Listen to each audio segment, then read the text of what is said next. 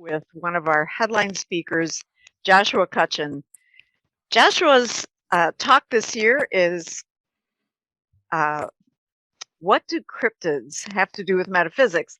Because it seems like ghosts and cryptids and I don't know, certain phenomena have nothing to do with metaphysics. And Josh is here to explain a little bit different take on that could quite possibly change the way you look at life.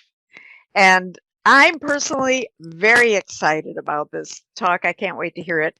But Joshua, welcome, and I want to ask you why you chose Bigfoot as your talisman for getting into this discussion. Well, it's a pleasure to be here, and I'm very excited about August. I think you alluded to something which, as much as I do love the discipline of cryptozoology, I think gets overlooked, which is the fact that not all cryptids are created equal. There are some which are quite likely surviving relic populations, like the thylacine, the Tasmanian tiger, and the idea that some other species might not be extinct but might be clinging on, and the idea that some species are described in indigenous testimony and show up, at wet markets and stuff. That's something that cryptozoologists have pointed to a lot of times as being something that's happened. But some of the more elaborate cryptids, the cryptid celebrities, if you will, always seem to have more peculiar attendant phenomena around them. And I think that Bigfoot is a natural choice for that because, well, number one, Bigfoot is super popular right now. I mean, I would argue that the level of Bigfoot paraphernalia that I see, like just driving down the road, is probably more ubiquitous than the gray alien was in the 1990s, which it felt like it was everywhere, But you see Bigfoot like on the backs of cars and, in people's yards, they have these big stands. So I think it really is a good gateway for people because I think a lot of people are actually on board with the idea of something like Bigfoot existing.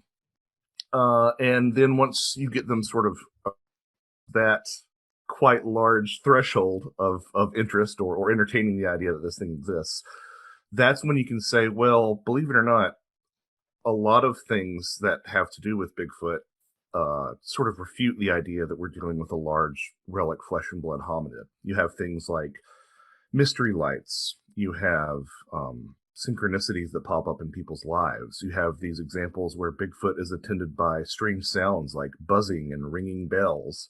You have stories where Bigfoot seems to exercise powers over sleep, things that we would normally associate with a host of metaphysical entities throughout other older traditions, thinking specifically about things like fairies or poltergeists, or even, in the modern tradition, some of these so-called extraterrestrials that we're dealing with.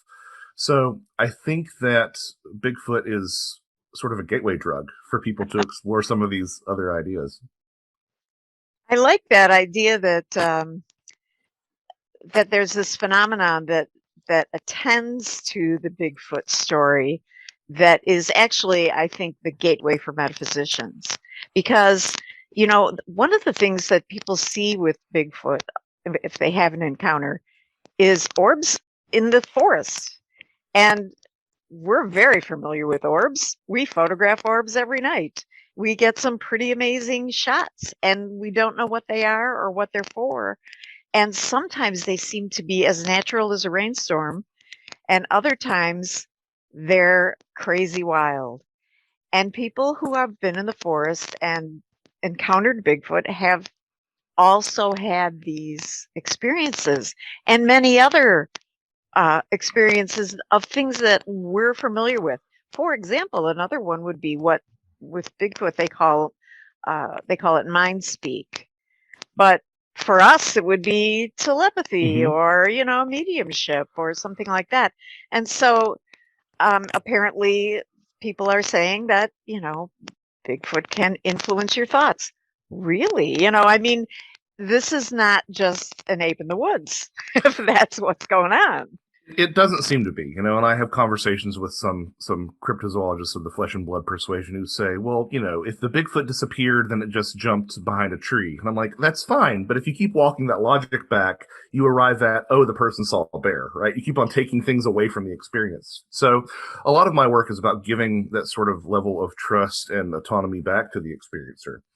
And yeah, there are things as dramatic as mind speak, and some of the light phenomena that you mentioned that's associated with Bigfoot is absolutely striking. I would argue that it's probably the most widely accepted of the outlier phenomena that you find with Bigfoot. Because if you do get a cryptozoologist to the bar and you press them over a couple of beers, they'll say, well, yeah, we didn't see Bigfoot that night, even though we were in an area where Bigfoot was supposed to be, but we did see these strange lights bobbing through the forest.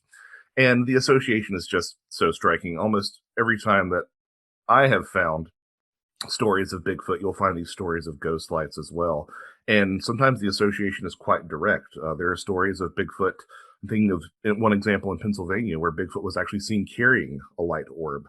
And then some examples from as distant regions as Texas and the Philippines of a large hairy hominid shrinking in size until it becomes, a basketball sized orb of light and then just bouncing away. So monkeys don't do that.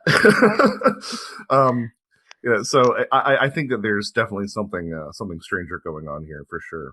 Well, one thing that I would like to touch on, because I know this is something that you're going to talk about this August, is that, we as metaphysicians, some of us see apparitions and some of us see, um, dead loved ones, or at least can communicate with them.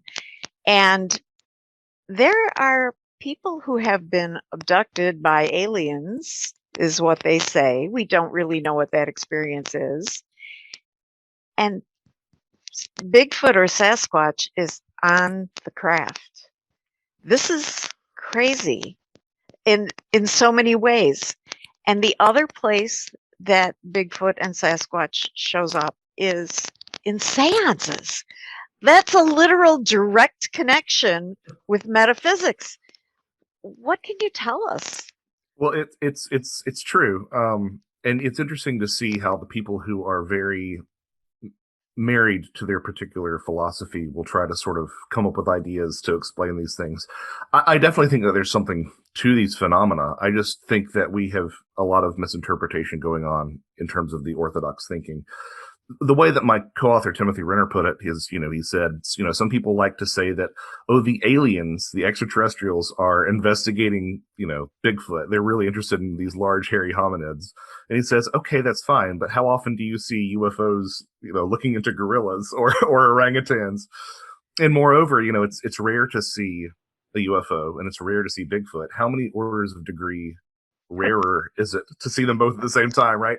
So I think that does imply a link, but the seance link is one of the most compelling things that I've found. And there's a long-standing tradition, both in in America and especially in the late 19th century, but also overseas of hairy ghosts and disembodied hairy hands.